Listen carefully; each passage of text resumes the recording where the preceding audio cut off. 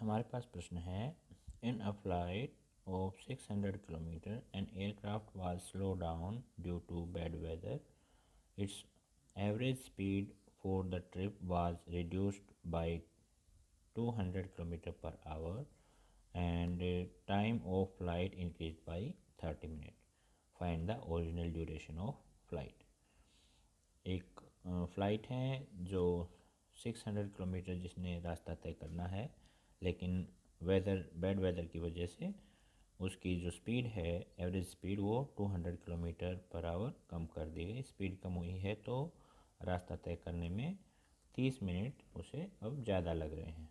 तो उसकी original duration of flight, कितना समय उसका ओरिजिनल ड्यूरेशन हमने बतानी है. ठीक है, देखते हैं. यहाँ पे हम मानते हैं सबसे पहले कि टोटल डिस्टेंस जो दिया है उसको लेते हैं. टोटल डिस्टेंस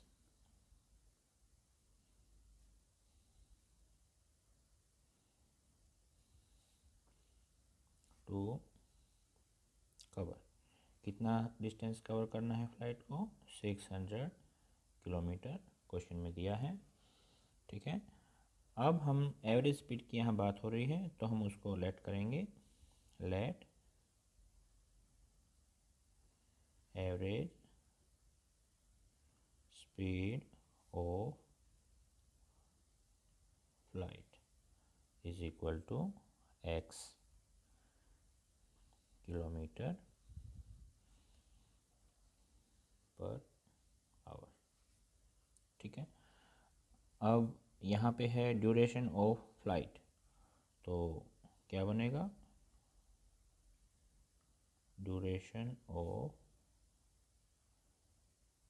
ये ड्यूरेशन कब है? जब शुरुआत में जब फ़्लाइट नॉर्मल होती है.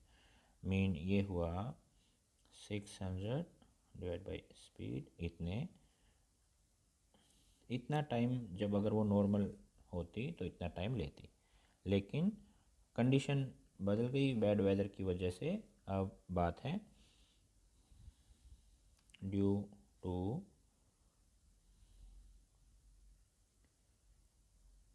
Bad weather speed reduced by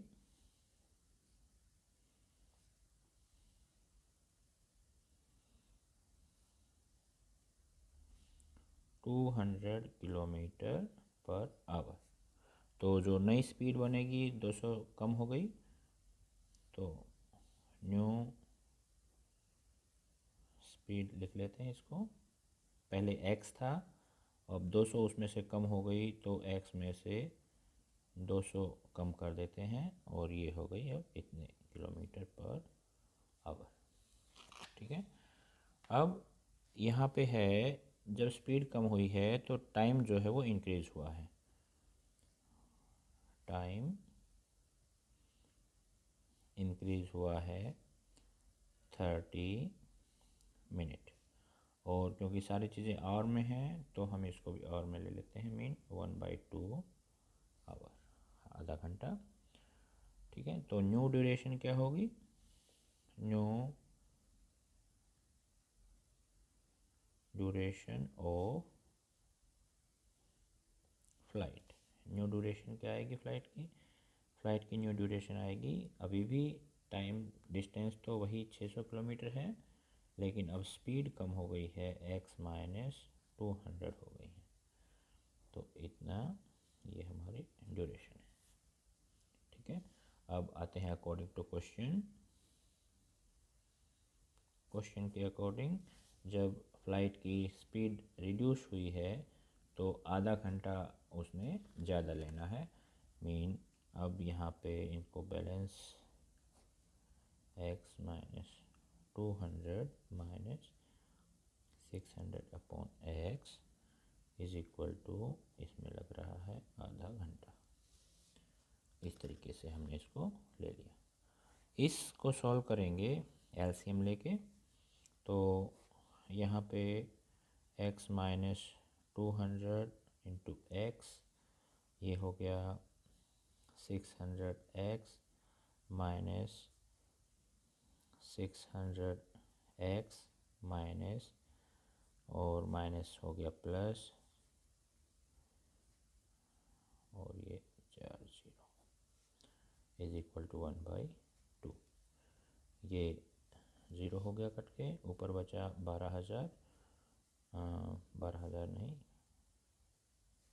1,20,000 divided by x square minus 200x is equal to 1/2।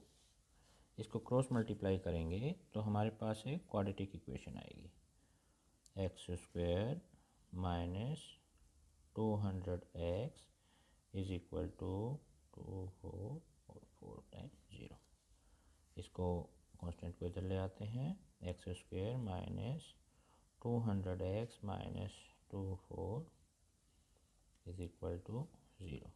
यहाँ हमारे पास एक क्वाड्रेटिक इक्वेशन आ गई है, x की वैल्यू निकालेंगे।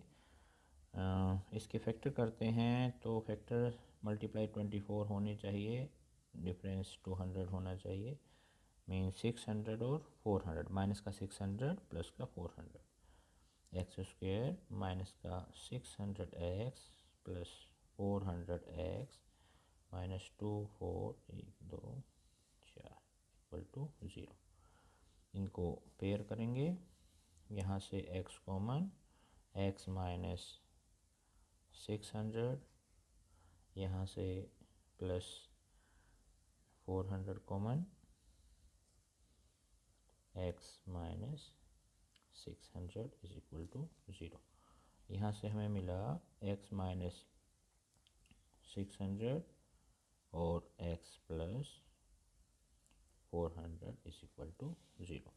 मीन यहाँ से x की वैल्यू आई, एक तो है 600 और एक x की वैल्यू आई माइनस का 400। अब x हमने स्पीड मानी थी, तो स्पीड नेगेटिव होती नहीं, तो इसको हम एक्सेप्ट नहीं करेंगे। ये पॉजिटिव है, इस वैल्यू को हम लेते हैं। यहाँ इसको लेते हुए हम x हमने माना था क्या, एवरेज स्पीड, तो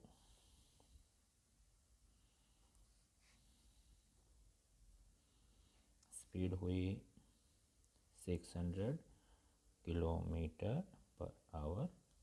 अब हमने निकालना क्या था, ओरिजिनल जो स्पीड है, एवरेज स्पीड है, ये हुई। अब ड्यूरेशन की बात है, ड्यूरेशन हमारी थी 600/x, तो x की वैल्यू 600 ही आई है, मीन 600/600, और इसको सॉल्यूशन करेंगे तो आंसर आया 1, इस तरीके से। ठीक है, ये हमारा सॉल्यूशन हुआ। देखेंगे, ये क्वेश्चन था, इस तरीके से हमने इसको स्टेप बाय स्टेप।